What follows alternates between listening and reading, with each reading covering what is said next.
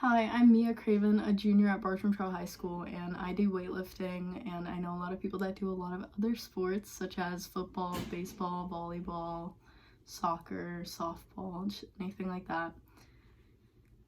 And I believe students should know what they're signing themselves up for when they sign up for a contact sport, because I do think that a lot of students are not fully aware of consequences that could affect them in the long run, especially in a contact sport, because as many know, contact sports hold much greater possibility for a more harmful injury than non-contact sports do, especially when a contact sport tends to have opinionated rules and regulations. So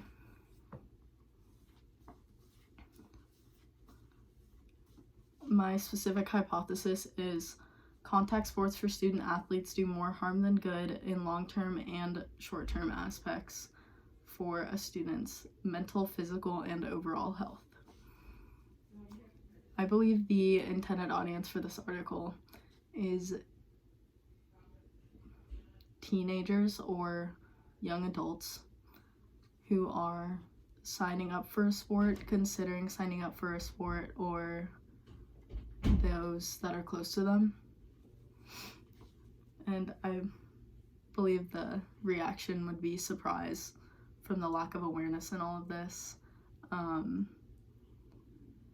Disappointment in the miscommunication, because I do think that a lot of coaches or faculty who are running sports teams, especially contact sports teams, do not give all the information that they know regarding injury plans, possible injuries, the effects of possible injuries, or anything like that. And although they are not expected to know everything, it should be like important for them to share everything that they do know. And hopefully a new interest in non-contact sports and a realization and understanding of how these sports could affect schooling, because student athletes are students before athletes.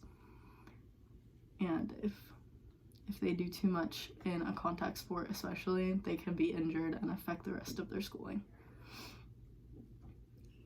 My 5 sources are Sound Mind, Sound Body from the American Journal of Sports Medicine, and the quote is, long-term psychological symptoms are common after athletic injury.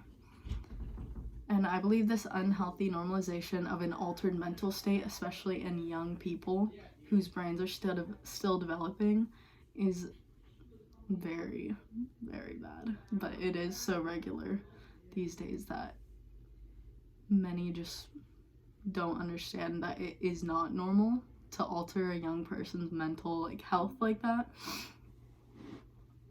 Next is concussion litigation and the return to school plan from the physical educator. This quote is, decreases in academic performance, problems with readjusting to the classroom, and reoccurring or worsening symptoms are all things post-concussion students face when returning to the learning environment. I believe this non-strategic treatment schools hold and how all of these injuries can affect students negatively is very bad, because schooling is most important, and if they're not treated correctly or aren't given enough time to heal or don't heal back completely, it can affect their grades, which can affect GPA and just have an extreme lifelong effect on how they live. Next is TAU pathology, and the quote is, English supporters of a team gain a sense of identity, belonging, security, and warmth following their team. And I like this quote because it shows that there are similar benefits between a non-contact sport supporter, a contact sport supporter, and the players of both. And this is important because it shows that you can still have positive effects from sports without them being harmful to health, or without them ensuring that you will end up injured.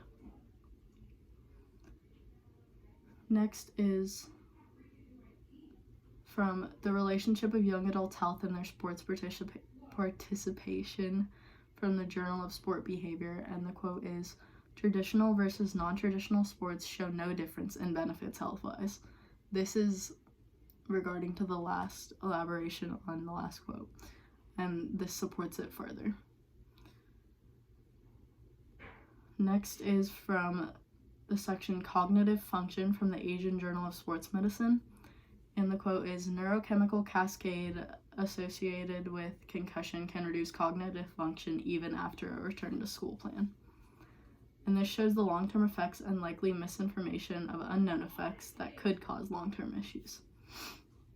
I believe further research could lead to a larger understanding of how players who are still learning could be affected by what contact sports are teaching them, such as change behavior, change of mindset, etc., but also a physical change, and how contact sports can actually alter the chemicals in your brain and just change the way you think or change the way you react to things. And yeah, thank you.